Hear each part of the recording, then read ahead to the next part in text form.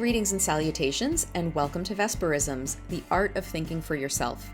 I'm your host, author-illustrator Vesper Stamper, and this is our sometimes 15-minute, sometimes weekly, although not really lately, recalibration of your artistic worldview. Every time we have a Vesperisms, I invite you to just come into my studio, plop down in my big comfy red velvet chair with your coffee, and have a chat. Now this week, I am going to read to you a speech that I gave back in June for the Breath in the Clay Creative Arts Conference. Now, obviously, this was a virtual conference, but even though my book wasn't out yet, I was starting to notice some connections between A Cloud of Outrageous Blue, which is about the Great Plague of 1348, and what we were starting to see emerging socially. So I thought it would be a good opportunity to share this talk with you. This is episode 11, Fear Kills, but it does not have to win.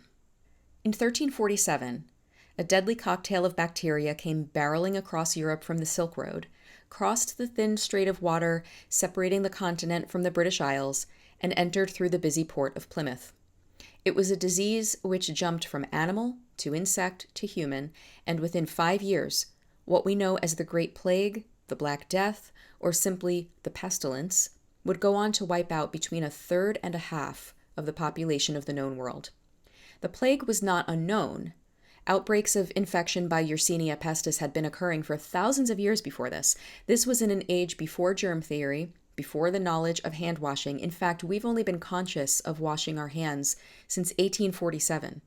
We certainly had no consciousness of hand sanitizer and N95 masks. Disease was thought to be carried through foul smells or bad air, which was called miasma. People were thought to be more susceptible to various illnesses based on the balance of their bodily fluids, and often the treatment was infinitely worse than whatever disease it was. In 1348, the populace was already weakened from a famine that occurred about 30 years earlier, caused by a sudden change in climate. It killed between a tenth and a quarter of the population of Northern Europe. That kind of loss was in the living memory of those who were now parents and grandparents. Death was ever present. It was a guarantee.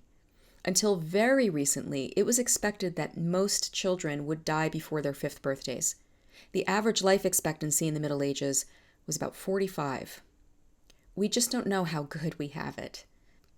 Now, it just so happened that as the clock struck midnight on the Year of Vision 2020, and as the media were first breathing the word coronavirus on our devices, I was handing the last draft of my new historical fiction novel, A Cloud of Outrageous Blue, to my editor. Its proofreading marks from the multiple copy editors were just as colorful as the 40 or so illustrations which grace each chapter. I didn't think much of any connection between my newborn book and current events until this virus was officially labeled a pandemic. And then I got sober right quick. My last novel, What the Night Sings, was about the post-Holocaust experience in 1945, and I just so happened to have been working on it as the veil was being lifted on another growing global pandemic that infects both the right and the left wing, that of anti-Semitism.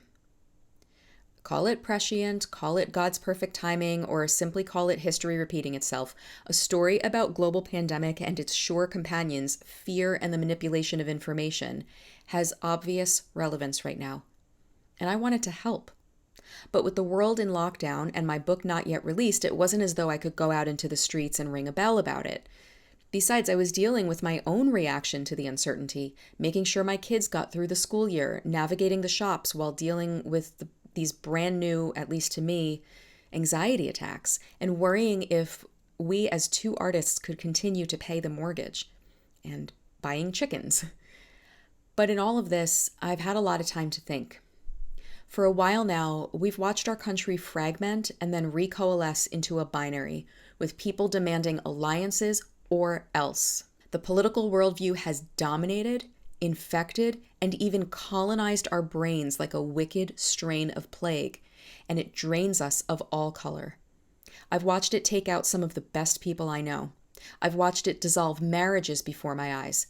I've been a victim of friends turned wicked betrayers myself, and I've even watched artists succumb to this. The last few years have been like a particularly morose psalm written from a cave. And then the virus, and then the protests and the killings, And so I had to get alone with myself and ask, who am I in the world? Why am I not willing to choose the options I'm being given, these teams, these binary alliances? Why do I seem to stand outside of all of this? And I came back to two reasons. One is because I belong to a kingdom that is not of this world. And the other is that I am an artist.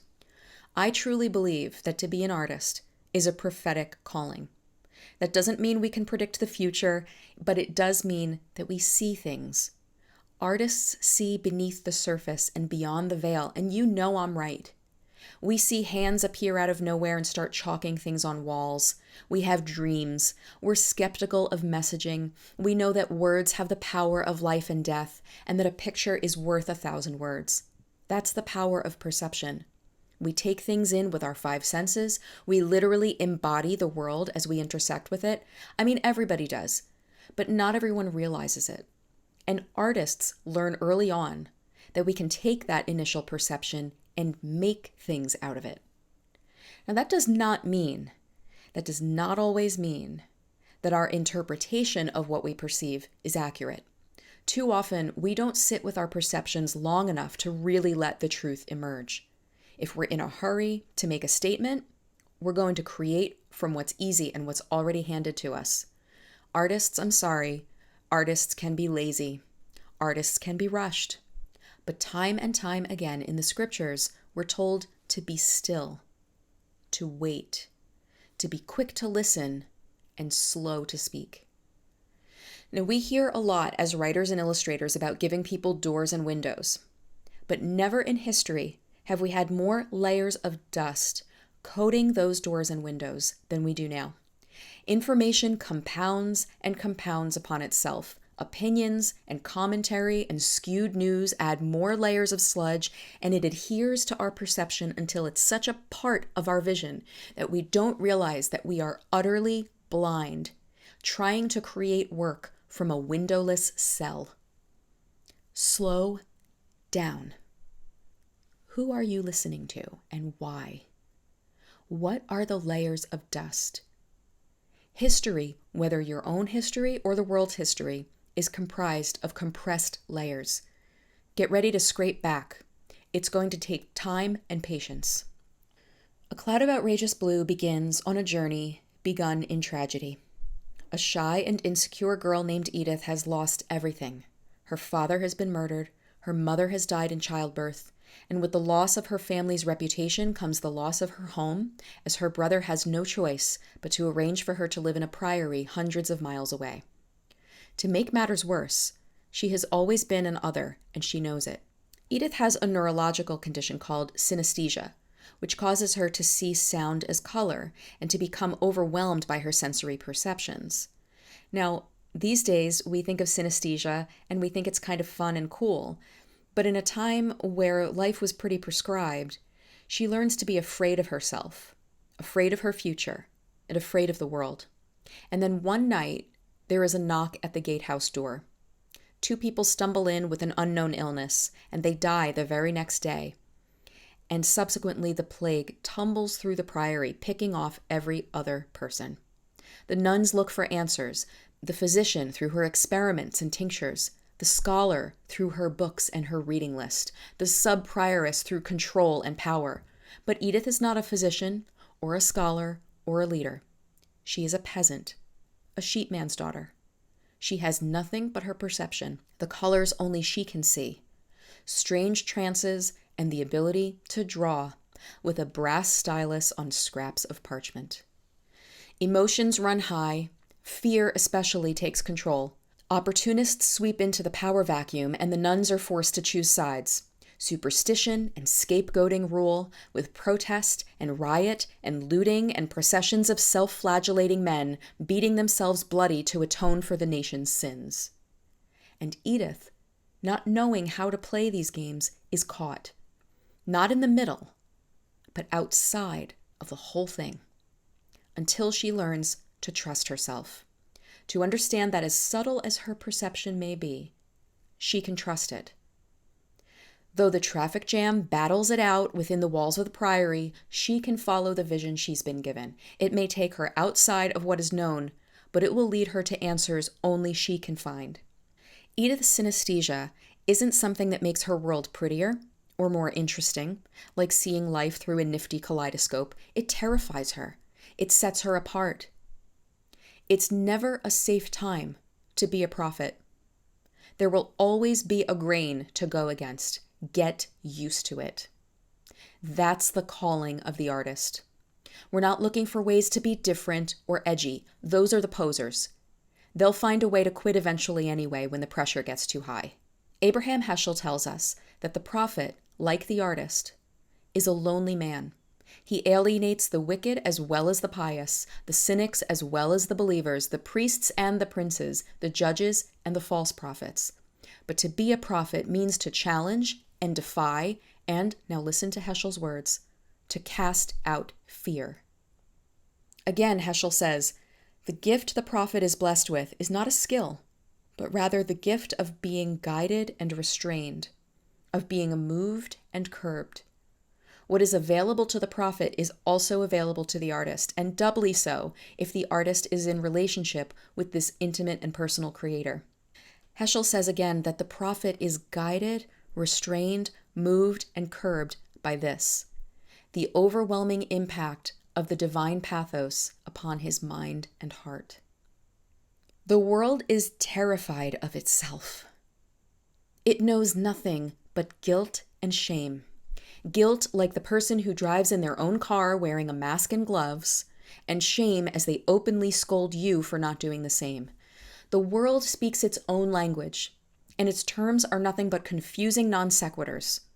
The layers of dust and sludge, of fear and superstition and blame and rage, the layers are thick, and they're hard to scrape away. It demands our compassion. It's because they are harassed and helpless like sheep without a shepherd. We see it played out every day. Terrified, trembling sheep, harassed and helpless, full of fear, fear of other, fear of lack or of harm, fear of being shamed. Fear can even kill. And we have seen that up close over the last several months. It will reach these ultimate conclusions because fear is never satisfied. It is voracious and hungry, and so is its monstrous twin, shame. But as the prioress tells Edith in A Cloud of Outrageous Blue, fear kills, but it does not have to win. It does not have to win unless we let it. What emerged from the plague, from the death of half the population, was nothing less than the birth of the modern world. We would have had no Renaissance without the pandemic, and I believe that will come.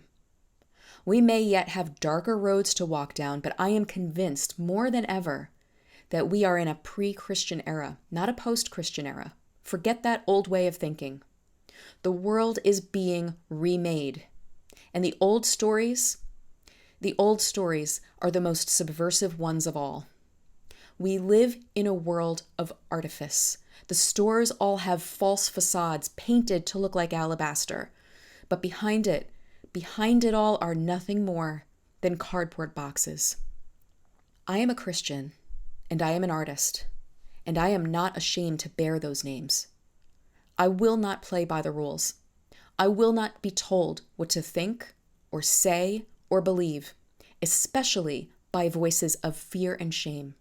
The loudest voices, they can shout themselves hoarse as the factions battle each other for prominence, but somewhere in a silent room, a scribe is illuminating a manuscript. She's tasting colors the world can't even see. And she's telling a story of love and death and resurrection and of a new world. Thanks for joining me for this week's Vesperisms.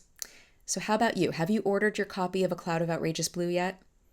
I've been having a lot of fun book events, and I've got more coming up, mostly online, and these are not your average author talking head Zoom calls. I mean, we are doing cooking shows, we are doing giveaways and challenges, and I'm going to be calling for fan art. Each event will have something just a little bit different. So you're going to want to follow me on Instagram at Vesper Illustration. and subscribe to my monthly newsletter at vesperisms.com. And when you subscribe to that newsletter, you'll not only get my latest news, but you'll get a free outtake chapter from A Cloud of Outrageous Blue. And I would love it if you would leave A Cloud of Outrageous Blue a kind review. Reviews mean the world for authors. I'm not just talking about the podcast. It would be great if you left me a review here as well. But really, if you have read A Cloud of Outrageous Blue, would you go on Amazon and leave me a 5-star review? Leave me an honest review, that's fine, but give it 5 stars, won't you? That will help others to find the book. Also, if you leave a review here, it'll help others find the podcast, because we need to spread the message of an artistic worldview, a bold and subversive artistic worldview, to as many people as possible right now, don't you think? Music for Vesperisms is, as always, provided by my band, Ben and Vesper, and you can find us wherever you like to listen to music. My fellow artist, I want to remind you again, you were born into this generation on purpose, for a purpose. Your voice is so important. Your contribution matters. And just remember, work isn't everything, but everything is the work. See you next time.